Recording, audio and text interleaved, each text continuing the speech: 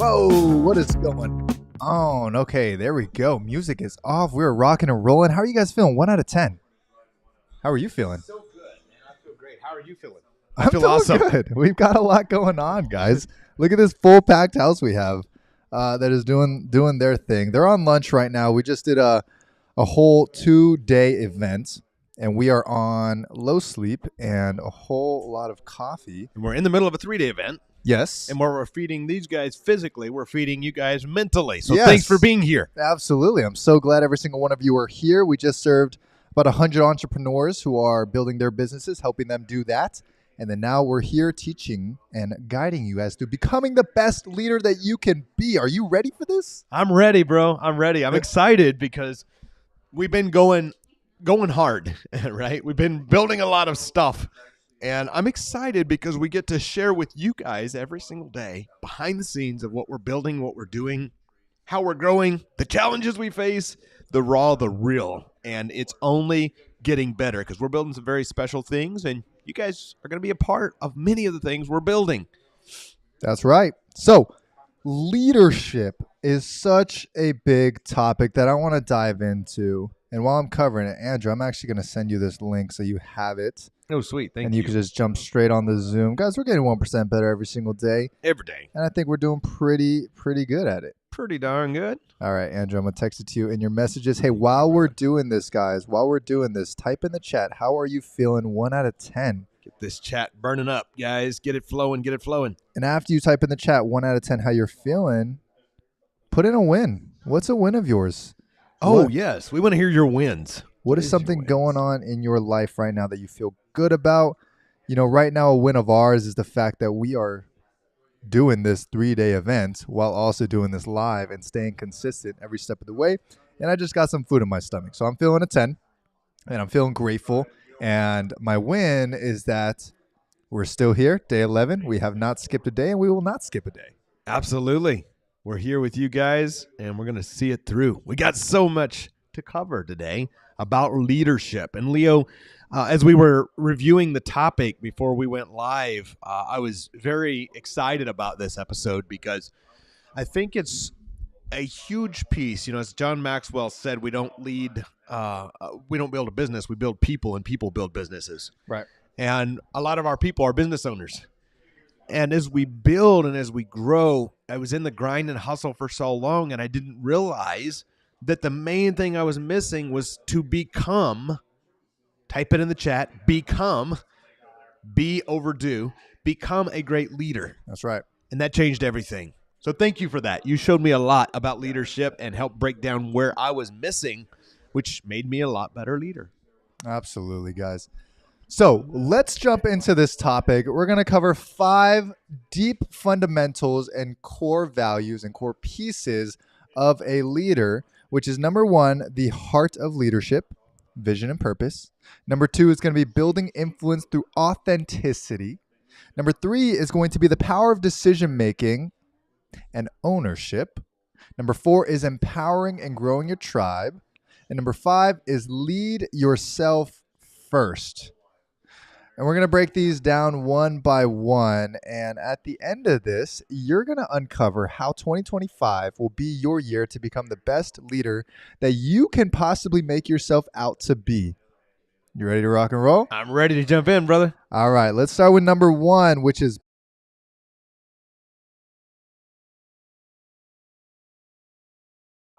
we muted ourselves. Number 1 is the heart of leadership. Vision and purpose. Andrew, talk about this a little bit. What is the heart of leadership? So another quote I read one time said something along the lines of people will follow a leader way before they'll follow a vision. People will follow a leader before they'll ever follow a vision. And every interaction you have is selling people on you. That doesn't mean we're going around saying, please believe in me. Right. But it does mean that every time we meet somebody, we're either making a vote for them to appreciate and respect us. Not everybody's going to like you. So that's inevitable that not everyone will like you, but you can still operate in such a way that other people respect what you're doing, even those who are not on board. So I think in order to do that is confidence, to show us across confidence and to embody what a great leader is. What's some ways you showed me over the last while as you broke down my leadership, Leo, when we teamed up, and why my team previously had fell apart and some bad partnerships happened? Like, what was some of those foundations you helped me to start understanding? So, one of the most important things is to understand as a leader, it is your job to show up and it is your job to be okay with all eyes on you. Type it in the chat. Take responsibility. Take responsibility. And by the way, guys, if you hear a little bit of background noise, that is because we have our in-person audience who we just gave a lot of game to. They're eating their lunch right now. Can you guys hear that? Type in the chat yes if you can hear this. I don't think they can. I don't It's think okay. so. So good. The biggest thing is overcoming the insecurity of, can I even take leadership? Right? Someone told me one day, a great leader, a great mentor said, grow up. He said, Leo, you just got to grow up and lead. And I was 17 at the time, and I had no idea what that meant to grow up and lead. But he said, Leo, it doesn't matter what your age is. Yeah. You know, I know there's a scripture that said that, right? Yeah. It doesn't matter what your age is. Just lead with love, lead with faith, and people will follow you. Paul's writing to Timothy, and he left the church with Timothy, and he tells Timothy, don't let anybody despise your youth. Don't let anybody knock you for the fact that you're young, but instead be an example. And I think as leaders, that's what we're called to do, is be great examples for the people around us, the communities, the teams, the friends, the peers, everyone around us. Absolutely. So let's jump back into this, right? The heart of leadership. Understand what you're doing it for. Understand what your vision and purpose is, because as you share that out authentically and with energy, people want to follow you because you are the holder of that vision. And when people can start to see themselves aligning with your vision and aligning with your purpose of life and your purpose of waking up every single morning, now you have people who are saying, okay, I trust you. I will allow you to take my hand and take me to the next level. And then it is a huge responsibility to say, you know what? I accept that responsibility and I will do the best that I can to show up as the best version of myself every single day. Because when I show up as the best version of myself every single day, it promotes this energy and promotes this vibe of, hey, I follow you. How you do is the standard of how I do. And I'll break that down one more time. How you are as a leader, let's just say Andrew in this case, if he's slacking off, he just set the standard, right? There's no way I'm going to work above the quote unquote leader. I'm just going to do just enough where it's close to where Andrew capped it off as the standard. Now, if I wanted to lead my team, my job is to continue to show up as the best version of myself, to work out and to balance my 8 categories of life, because I want my team to do the same. But if I wasn't doing that, if I didn't have that vision, if I didn't have that guidance for the team, why would they ever follow me? And that's such a powerful example, Leo. As each of you listening, you know, I was slightly resistant to that when we first started having the conversation a few years ago, because I would work so hard, and when my team at years ago, my former teams maybe wasn't quite accomplishing what I needed done, I would just always pick up and do. And then I created a pattern of them not needing to fully do their jobs. And so when you said that to me, I'm like, well, no, I need to step back and make them do their thing, right? And it was this thing of make rather than lead. You're never going to make anybody do anything, right? It's just not going to happen that way. And once I could really say, wait a second, it's because I sucked as a leader. I had to take that responsibility. Say, if I was leading better and taking a hand with the team and guiding and growing alongside of, I can really be a purpose-driven leader. That was a major shift for me because of the team trauma I had prior. Absolutely. Let's fix this. Boom. All right. So another thing of leadership that I kind of just want to go off the cuff, because I'm looking at the notes here. I'm just like, I feel like I'll get bored going through them. So I'm just going to go off the cuff. Go off the cuff. Let's do it. We'll have a couple of things. Guys, how we do things, we like to do things how we like to. Yeah. But also, of course, getting your guys' feedback. And going off the cuff sometimes is just the best thing for us. Yeah. But I challenge each and every single one of you guys to challenge yourself as a leader. and say, if I'm going to lead other people, you got to lead yourself first. Mm.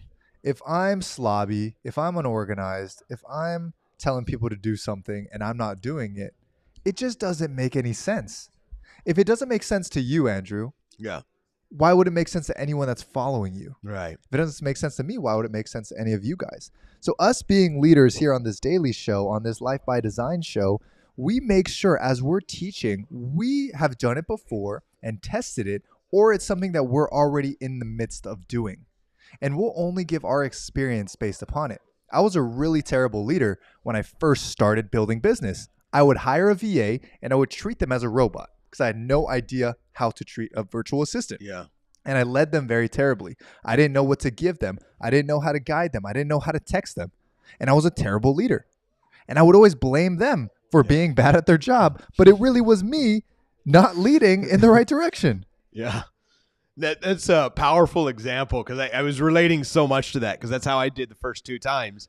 I hired a assistant and it was just like, do stuff. Why ain't they doing stuff right? And once we really started to understand leadership, somebody said a leader knows the way, goes the way, and shows the way. Okay. And in order to know the way, we have to learn, right? In order to go the way, we have to take action. But in order to show the way, we have to sometimes take what we know and slow ourselves down in order to train. And for impatient people or control freaks, as some of us entrepreneurs are, that's not easy to do because it comes into, gosh, it's just easier to do it myself. Except, is it really? Or is it easier and you're just being impatient for a period of a week, but after that week, you're going to have somebody who is with you for a very long time and you can team up and build their goals and in turn they build yours and everybody wins. So back to me being 17 and being a terrible leader, I had to be shown that I was a shitty leader. Right? They had to tell me. How did that happen? Well, I lost everything and I was in a really terrible position. And I talked to them afterwards because I had to let them go. I said, yeah, what happened? What did I do wrong? And then they were honest with me. Honest with you. Yeah. Hey, you wanted me here at 9, but you never checked in. Right? And whenever I was at 9:05, you didn't say anything. Yeah. I was a friend. I was like, oh, it's fine. It's fine. You'll take care of it. You know, it'll be okay. And you never gave me any actions to do. You just gave me an idea and told me to think of ideas. Yeah. And that's all I did because that's all the way I knew how to lead. And then when they told me how terrible of a leader I was, I started to say, okay, I know my pitfalls was X, Y, and Z. So the next time I hired someone, I said, okay, be here at 9. And then when it was 9:02, I just let them know, hey, I would really love for you to be here at 9. Let's make that a habit. Yeah. Then all of a sudden, that person was always on time at 9. Yeah. Right? It was expectation. It was one small change of creating an expectation that started this idea of, wow, people need to be led. People just need direction. People just need guidance. Yeah. And I have that responsibility to guide them. So such a small thing, guys, but let's keep it going. Digging a little deeper on that, there's a verse that says, where there's no vision, the people perish. Mm-hmm. And I was thinking about the deeper meaning of why some people fail as leaders. And do you think it could be that when both of us at times in our lives struggled as leaders, it was because there was not a clear vision, objective of where we were headed? Absolutely. And when we have no vision for the day, it's like, okay, the day could take us anywhere. Yeah. We have a ton of meetings. We have a ton of things to do. But we sometimes get lost as to why we're doing it. Right. So sometimes in a conversation, we'll just get in the mix and we won't remember really where we're going. So then eventually you kind of lean off in wherever the media or wherever the world wants to take you. Wherever the TikTok ad leads to. Exactly. But when you understand that, hey, over the next 10 years, this is what I want to do with my company. And that could be my North Star. That could be my compass of deciding where I'm going to put my energy, where I'm going to put my action, how I'm going to be, how I'm going to act. And because I have that North Star, it's going to lead me in that way. Type it in the chat. What is your North Star? What is your North Star? What's the impact? What's the vision? Where are you headed? I think for clarity of vision, it makes all the action easier. You know, our objective is to drive around this afternoon, who knows where the heck we're going to end up. But if our objective is to go to Breathe Degrees, where we love to do cold plunges, and we plug it in the GPS and we drive to the cold plunge place, we're going to find a path of least resistance to get there because we know where we're headed. So when you are starting to feel misguided, there was a quote I wanted to share. I think this is going to be very powerful. It says, "The pessimist complains about the wind. The optimist expects to change the wind, but the leader just adjusts the sails." Sometimes things are going to go in a very different way than planned. So we can either be angry at it, or we can say, we'll figure it out, it's going to be different, or we can lean into it. And I think leaning into the adversity as opportunity changes us as leaders. Give me a yes if this is making sense in the chats. I'm gonna do something fun. Okay. I know Connor's right here. I just want to show him what's happening. Oh yeah, Connor in the background. One thing I wanted to cover in terms of leadership is that we build influence through authenticity. Okay, I don't know if it's ever going to pull up. If it doesn't, it's fine. But one thing that I've learned, building influence through authenticity, it's by just being very honest with your team and your people up front. Like, okay, whoa, did it work? There you go. These are all the controls if you guys want to see how we control this thing in the back, because a lot of different metrics. And here's Connor right there. Say what's up. I don't know how you run all this, Leo. I'm telling guys, just give Leo a virtual clap in the chat, a virtual hand clap in the chat. Thank you. This guy, I don't know how you run like 17 different things right there, man. You make it look easy. So building influence through authenticity, it is by being honest with, for example, my brain is filled with like 900 things right now. And that's why this topic is a little bit all over the place, because I have so many things on my brain and I'm super tired, and we have a house full of people. So doing this daily live is a little bit more difficult for me. But guess what? Immediately as I share these things, you can connect with me on a deeper level and say, okay, I get it. Authenticity. You don't have to be perfect. You don't have to know everything. And I can just sit here for 30 minutes and blabber, and we still get that metric of, hey, we got better because we showed up and we didn't not do the daily live because I was tired. Leo, you said something. You said sit here and blabber, and I want to point out that sometimes what you perceive as blabber, what you listening to this may perceive as just saying something to hit a metric, may be the very thing that someone else's needs to move the needle. It may be the encouragement that somebody else goes, gosh, I got to step up and be a better leader for my team. I was about to let my virtual assistant go. I realized I just need to lead better. I was about to give up on this business or not do my calls today, but I now am reminded I said I was gonna, so I'm gonna. And I want to inspire you to make sure that you're doing the things, keeping the commitments to yourself, because that's what a good leader does. And so, Leo, sometimes your blabber may be brilliance undercover. Thank you very much. I appreciate that.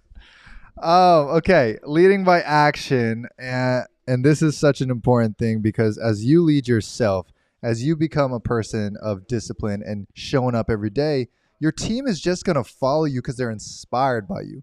But if you're lazy, if you complain, guess what? You're going to create a culture of complaining. Yeah. And you're going to create a culture of whatever you as the leader. I don't even know how to explain this in such a easier way than saying you as a leader, you're watched. People watch you. They look at you in person or on Zoom. And they see, okay, if someone was late, they look exactly at you and they see, how do you react? Yeah. They look at your micro expressions, right? And if you don't call the person out, they'll know that it's going to be fine when they're late, right?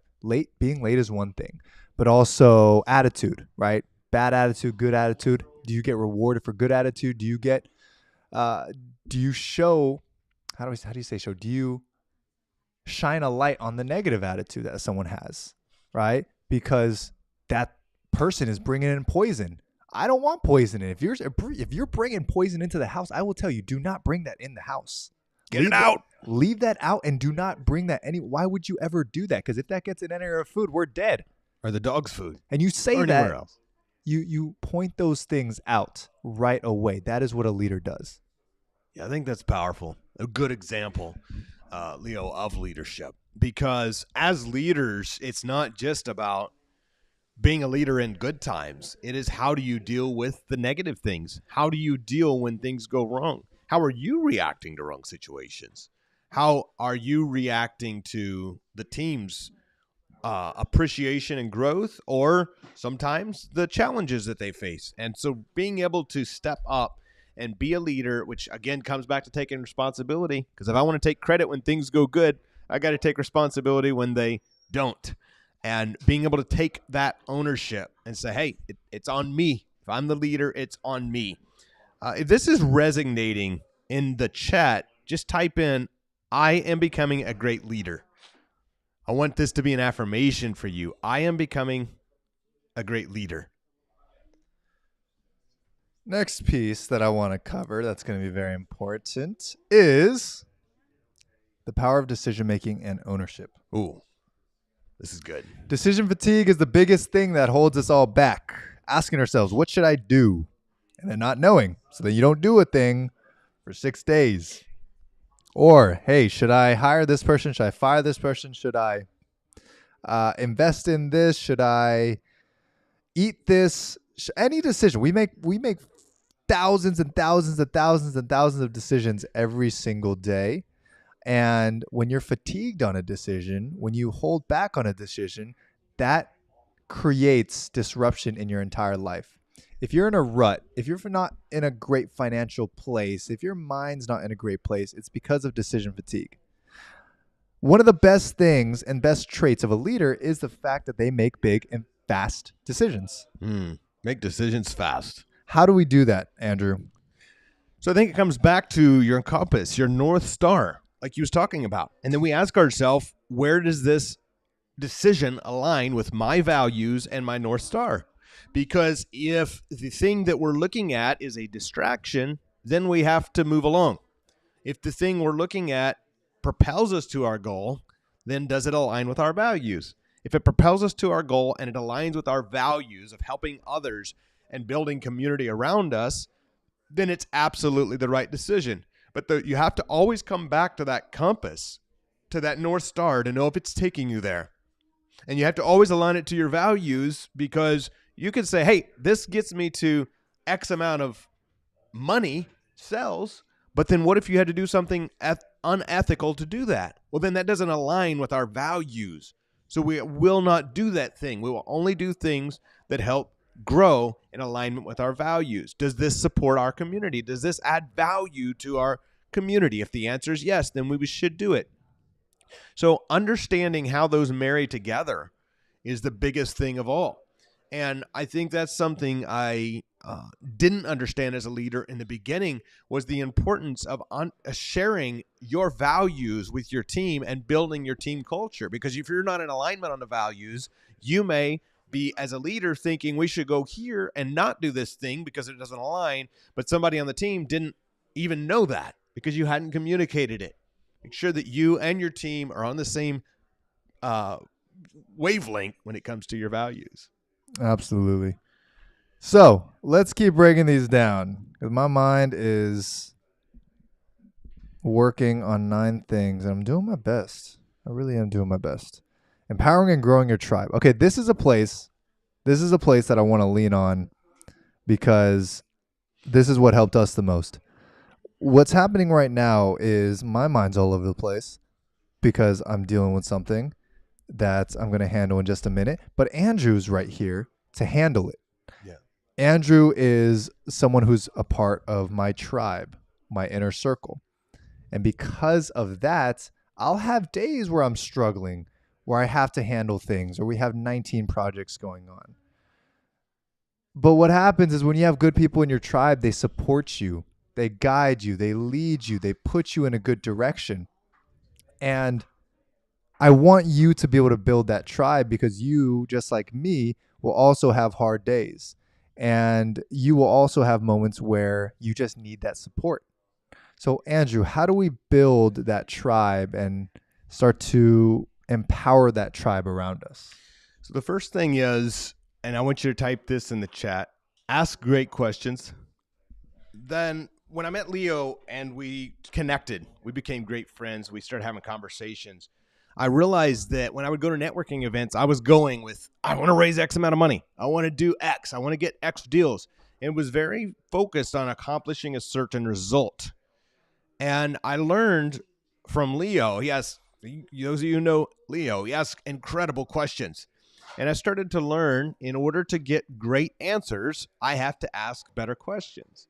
And so by asking great questions, people automatically begin to connect with you on a deeper level. And if you're building your tribe, super simple, put together a meetup.